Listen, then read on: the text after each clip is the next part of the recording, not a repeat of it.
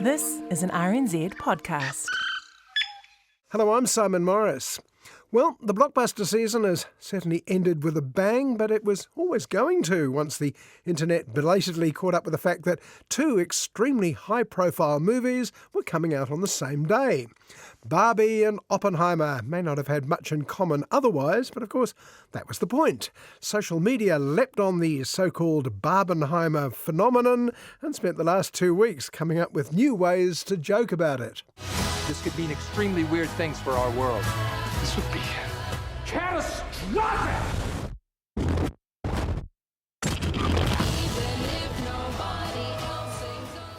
In fact, neither Barbie nor Oppenheimer are really blockbusters at all in the modern meaning of the word. These days, a blockbuster is a business proposition put together in a boardroom, made up of certain specific elements: a familiar title, stars, special effects, and so on. Writers and directors are usually added at the last minute. You have no idea what's coming.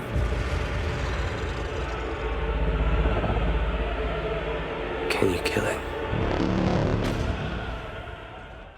But Oppenheimer was a passion project by one of the most reputable writer-directors in the business, Christopher Nolan, and so was Barbie, despite toy manufacturer Mattel's attachment to the film. It was entirely the vision of writer-director Greta Gerwig. These weren't blockbusters, these were actual movies. I just don't know who I am without you. You're Ken. But it's Barbie and Ken. There is no just Ken. Doesn't seem to matter what I do. It's been so long since we've seen a big movie from a significant top director, let alone two in 1 week, that both the public and the critics have gone a little crazy, in a good way. All that slightly silly publicity, the hourglass versus the egghead, who will win, has resulted in a run on the cinemas we haven't seen since before the start of the pandemic. And you can't argue with a full house. Keep everyone there until it's done. Let's go recruit some scientists. Another curious and heartening fact was that the box office boom came from two undeniably well-made, intelligent films.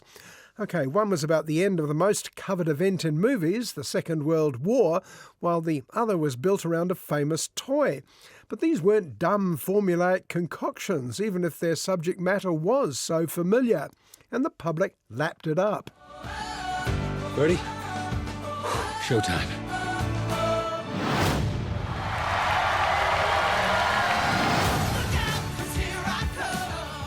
Does this mean that Hollywood may be forced to change its ways and allow its most talented filmmakers to go their own way for a while? Well, don't hold your breath, probably, but let's at least enjoy the win this week. Goodness knows it's not a great time for the film industry otherwise. So they opened their big mouths, and out came talk. Talk, talk. That's where the popcorn business comes in. You buy yourself a bag and plug up your ears. Look at them in the front offices. The masterminds. They took the idols and smashed them. The continuing dispute between the big film studios and the people who write for and act in their films is not going away anytime soon. One of the most disturbing issues at stake, I gather, is the role of AI in the future creation of big movies. After all, why employ pesky real-life writers and actors when a machine can do the same job at the flick of a switch? R2-D2, where are you? At last. Where have you been? What are we going to do? We'll be sent to the spice mines of Kessel or smashed into who knows what. Don't you call me a mindless philosopher, you overweight glob of grease. What plans? What are you talking about? I think it's safe to say the success of Barbie and Oppenheimer has thrown a spanner in the works of that theory for a while. I'm certain a machine couldn't have come up with anything as quirky and individual as either of them, though goodness knows they've been happily blending them in subsequent memes from here to Kingdom Come. Build a town. Build it fast. Keep everyone there until the bomb is done. Where are you doing here? I'm coming with you. Did you bring uranium? Stop already. Of course, this isn't the first time that a cash-in movie for a popular culture phenomenon delivered something rather better than it deserved. It wasn't even the first one this year. We're the Mario Brothers, and plumbing's a game. We're not like the others who get all the fame. When your sink is in trouble, you could call us on the double. We're faster than the others, you'll be hooked on the After decades of trying, the multi-billion-dollar gaming industry finally inspired both a hit movie and a critically acclaimed TV series in 2023. The Super Mario Bros. Movie succeeded where dozens had failed by sticking close to its family-friendly roots, and The Last of Us proved just as successful on the small screen. If you don't think there's hope for the world, why bother going on? You haven't seen the world, so you don't know. Non-gamers were astonished at how sophisticated The Last of Us was, while old hands were astonished the rest of us were so astonished. Films about popular culture phenomena have often punched above their weight, though, like Christopher Nolan's Batman trilogy. You and your friends better batten down the hatches. Because when it hits, you're all gonna wonder how you ever thought you could live so large and leave so little for the rest of us. Nolan's freedom to make whatever he likes for the rest of his career rests almost entirely on his success with Batman Begins, The Dark Knight and The Dark Knight Rises. And he's exploited that license to the limit with a string of big, serious, often impenetrable but undeniably entertaining epics. We create the world of the dream. We bring the subject into that dream, and they fill it with their secrets. Then you break in and steal it. Well, it's not strictly speaking legal. Personally, I find Nolan's films easier to admire than to love, perhaps. And the biggest movie this week was equally prepared to do it without any help from me. Barbie was well and truly aimed at the Barbie-aware. Since the beginning of time, since the first little girl ever existed, there have been dolls. I haven't seen as much excited anticipation over a new movie since, I don't know how long. The first Avatar, maybe? In the case of Barbie, it's partly because of who's involved. Who doesn't love Margot Robbie, or, to a slightly lesser degree, her equally ridiculously good-looking co-star, Ryan Gosling? And, of course, director Greta Gerwig, who, with partner Noah Baumbach, wrote the script. But the dolls were always and forever baby dolls. Until...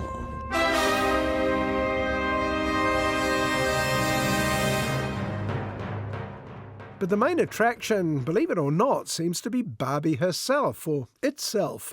The original fashion model was launched in 1959 and never looked back. Countless spin-offs followed the first generic Barbie, including the famously vacuous Ken, who even I'd heard of, and all sorts of others I hadn't. Skipper, Stacy, Alan, not to mention countless alternative versions of Barbie herself. Hi, Barbie! Hi, Ken. Hi, Barbie. Hi, Barbie. Hi, Barbie. Hi, Barbie. Hi, Barbie. Hi, Barbie. Hi, Ken. Hi, Ken. All of which I was almost entirely ignorant of, and unlike many popular culture spin-off movies, Gerwig didn't go to much trouble filling in the newbies. Keep up, she and her narrator Helen Mirren seem to be saying. Certainly the audience I saw it with had no problem doing just that. Hey, Barbie. Can I come to your house tonight? Sure. I don't have anything big planned, just a giant blowout party with all the Barbies and planned choreography and a bespoke song. You should stop by. So cool. Unsurprisingly, the majority of the people I shared the cinema with were female, ranging in age that day between about 11 and 30, though there were some indulgent mums and grannies as well. Yes, there were a few chaps, some attracted by Margot Robbie, I suspect, but not all. The chap on my left was clearly a Barbie nut from way back and was having the world's greatest and loudest good time. I thought I might stay over tonight. Why? Because we're girlfriend-boyfriend. To do what? I'm actually not sure. I mentally called him Smithers after the Simpsons character, who was equally enthusiastic about Malibu Stacy, the Barbie surrogate in that series. So here we are in Barbie world, where Barbie and her many Barbie friends spend their lives with permanent smiles on their faces. You can find me under the lights, diamonds under my eyes. This is the best day ever. It is the best day ever. So is yesterday, and so is tomorrow, and every day from now until forever. And why wouldn't they? They're models, astronauts, presidents. Barbies rule the world. The drone-like Kens, on the other hand, don't seem to do anything much. They hang out on the beach, suck up to the Barbies and squabble among themselves. But even paradise isn't perfect. Do you guys ever think about dying? When my heart breaks. Suddenly Barbie, the Margot Robbie Barbie, finds herself beset with existential angst. Just a bit. What could be going wrong with her perfect life? She asks around, but no one seems able to help. Some things have been happening that might be related. When my world shakes. Cold shower, falling off my roof, and my heels are on the ground. So she decides to confer with the oldest inhabitant of Barbie world, the raggedy, weird Barbie, played inevitably by Kate McKinnon. She offers Matrix-type insight into the reality of Barbie world and the real world. You have to go to the real world. You can go back to your regular life, or you can know the truth about the universe. The choice is now yours. The first one, the high heel.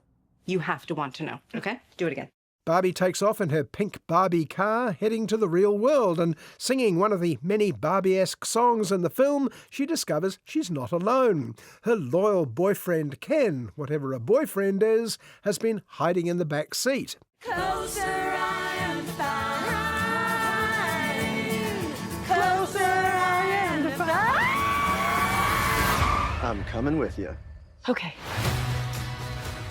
So off we go to the part of the real world that's as close to Barbie world as it's possible to be, Los Angeles Beach, California, where Barbie and Ken get a rude awakening. Barbies clearly don't rule the world here. Wow, this is the real world. What's going on? Why are these men looking at me? Yeah, they're also staring at me. Welcome to the patriarchy, a bizarro opposite world where it's men who rule everything and have all the cool jobs, while the women are forced into subordinate Ken-type roles. In fact, the worst offender seems to be, surely not, the Mattel Corporation itself. It's entirely run by men in suits, headed by Will Ferrell. Barbie in the real world. That's impossible. If this got out, this could mean extremely weird things for our world. This would be catastrophic! Ferrell played a similar sort of role in the Lego movie, goofy, blundering and idiotic. But unlike that film, Barbie has serious intent beneath the glossy, jokey facade. Greta Gerwig is unapologetically feminist, even in a movie as pink, apparently silly and capitalist-friendly as this. We haven't played with Barbie since we were like 5 years old. Oh. No one rests until this doll is back in a box. The crisis in Barbie is where suddenly Ken gains a purpose. Suddenly he's told that it's cool to be a man, and he starts throwing his weight around, first in the real world and then back in Barbie world. Yes, it's catastrophic. No, I won't let you do just one appendectomy. But I'm a man. But not a doctor. Can I talk to a doctor? You are talking to a doctor. I need a clicky pen? No. A sharp thing? No. There he is. Doctor! Somebody get security. Meanwhile, Barbie's quest to find the source of all that existential angst takes her to her original owners, a kid called Sasha and her mother, Gloria. And it turns out the whole Barbie phenomenon was a reaction against the impossible expectations raised by the patriarchy. Everything is backwards here. Girls hate me. Who are you? Oh. And I keep getting arrested. I also just learned to cry. First I got one tear, and then I got a whole bunch. OK, before the end, it did get a bit lectury before it got back on track. But while the 11-year-old part of the audience became a little excluded by these bits, they stayed with it. This flies in the face of all those internet pundits demanding parents keep their kids away from the Barbie movie. Fat chance of that, I'd say. Come into my weird house. Hi, I'm Weird Barbie. I am in the splits. I have a funky haircut and I smell like basement. Oh my God, I had a weird Barbie. Yeah, you did. You make them weird by playing too hard. It's cool. Director Greta Gerwig's charm in her films, Lady Bird, Little Women and now Barbie, lies in the fact that, as the old song puts it, she enjoys being a girl. Yes, she's concerned about social justice, feminism, sexism and the rest, but her films are just as much about mothers and daughters, childhood fantasies and favourites, and finding ways for us to get along. If I wasn't severely injured, I would beat you off right now, Ken. I'll beat you off with you any day, Ken. Anyone who wants to beat him off has to beat me off first. I will beat both of you off at the same time. Beat both of us off? Nobody's gonna beat anyone off. Star Margot Robbie is the best thing in the movie, of course, though curiously there's a lot of early Oscar buzz going to Ryan Gosling's performance. To me, equal parts ham and cheese. In fact, Gosling's presence, along with Will Ferrell, seems to underline Barbie's, if not influences, then certainly predecessors. The Lego Movie, La La Land and Don't Worry Darling leap to mind. Humans only have one ending. Get that Barbie! Ideas live forever. I understand the American far right is up in arms against Barbie. Too feminist, not blokey enough, if I can paraphrase. This is ridiculous, of course, like complaining there weren't enough women on the beaches of Dunkirk. It's clearly not for everyone, but it's not aiming at everyone. It's aiming at Barbie lovers, whether they know it or not. And Smithers, of course. You're gonna start getting sad and mushy and complicated.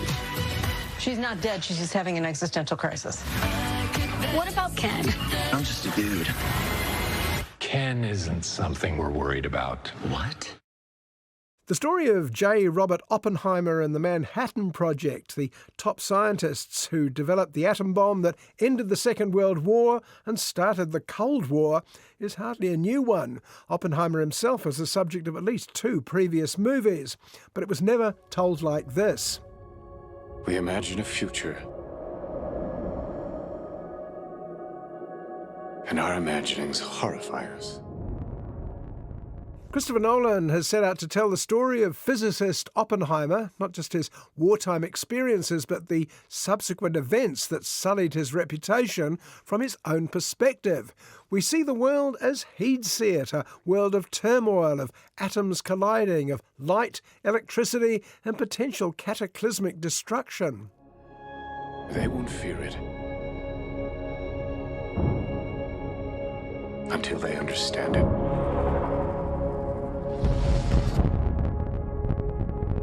And they won't understand it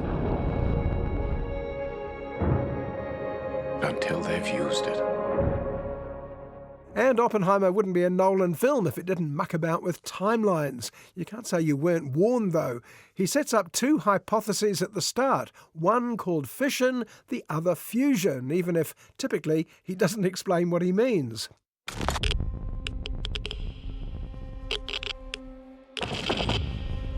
This is a national emergency. Detonator charged.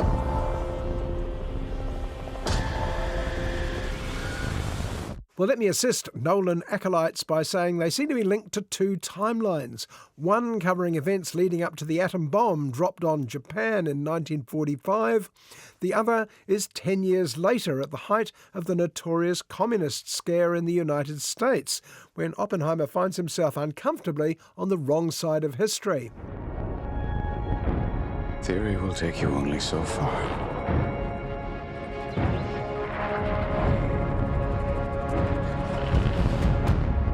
I don't know if we can be trusted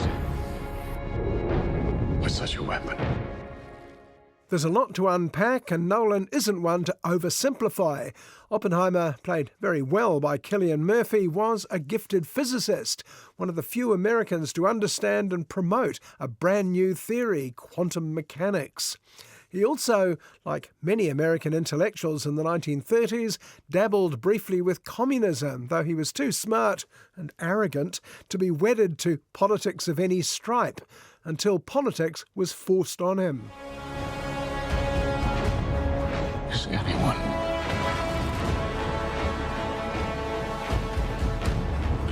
ever going to the truth. The war made neutrality inconceivable to Oppenheimer, who was Jewish, like most of the top physicists of the time, we're told. And physicists on both sides were ordered to build the still theoretical atomic superbomb.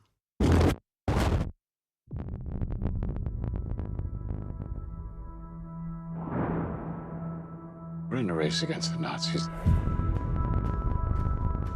And I know what it means if the Nazis have a bomb. The job of putting together a team of America's top scientists under Oppenheimer falls to a military man, General Groves, Matt Damon, in another terrific performance. His task is made harder because the qualities that make a great scientist are rarely teamwork or unquestioning respect for authority. We have a 12-month head start. 18. How could you possibly know that? We've got one hope. All America's industrial might and scientific innovation connected here. A secret laboratory. Quantum physics, international politics in two conflicting eras, Christopher Nolan, as always, tackles big issues and requires us to pay attention. And the way he keeps audiences on track is often through one of the simplest and least subtle techniques in the movies, old-fashioned star power. Thanks for convening at short notice. I can't believe it. Well, here we are. It's an atomic test. The Russians have a bomb. For example, when a young Oppenheimer goes to a party and runs into Florence Pugh in a seemingly small, unimportant role, we know to keep an eye out for her later.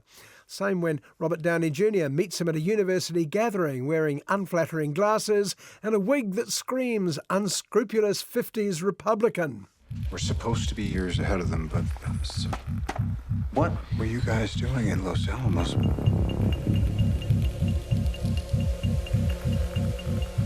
And how many people were in these open discussions? And keeping the two timelines separate before and after the war requires a cunning use of colour and monochrome and some dazzling non-digital special effects, both sound and vision. During the war, Oppenheimer is not only struggling to perfect the bomb before Hitler gets his hands on it, he's also fighting a government who are determined to keep it from their nominal allies, the Russians. So now the race is against the Soviets. Not unless we start it. Robert, they just fired the starting gun. After the war, Oppenheimer, now an opponent of any escalation of nuclear weapons, runs into implacable hostility from right-wing politicians led by Senator Lewis Strauss, Robert Downey Jr. By the early 50s, even a sniff of anti-nuclear sentiment is shorthand for treason. From being the hero of the war, Oppenheimer is in danger of disgrace. This is a matter of life and death. But I can perform this miracle. World War II would be over. Our boys would come home. That's happening, isn't it? Of course, watching Oppenheimer, we have the benefit of hindsight, even if most of us aren't over-familiar with the details. We can watch the countdown to the first explosion with rather more confidence than the people about to press the button. Are we saying there's a chance that when we push that button, we destroy the world? Chances are near zero. Near zero. What do you want from theory alone? 0 would be nice. And similarly, when Oppenheimer and his friends are being hounded by Strauss, Senator Joe McCarthy and the rest, we have a pretty good idea how it'll come out. Who are you likely to go with? Robert Oppenheimer and Albert Einstein, or Robert Downey Jr. and his Republican hairdo? You are the man who gave them the power to destroy themselves. And the world is not prepared.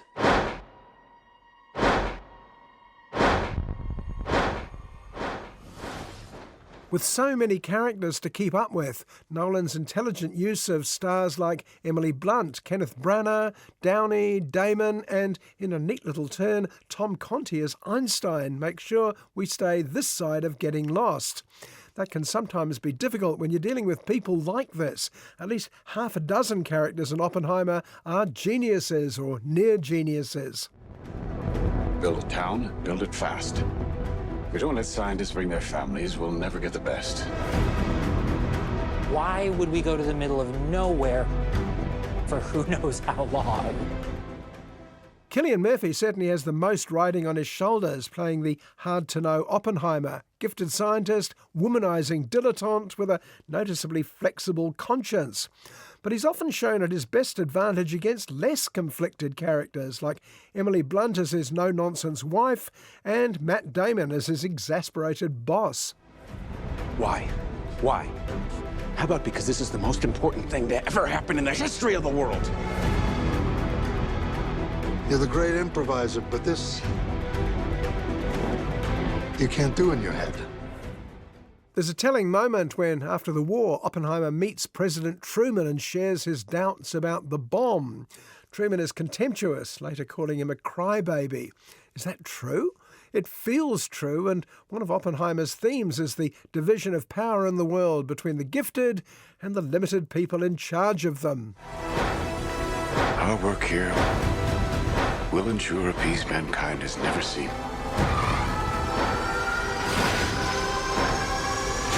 Until somebody builds a bigger one. So is there a message here about the film industry? The talented visionaries dependent on greedy opportunists? Maybe so, but the good news is that sometimes, even if it's just for a week or so, the talented people come out on top. And with two great new films in our cinemas this week, that's a good note on which to finish this show. I'm Simon Morris, and I hope you'll join me at the movies, same time next week.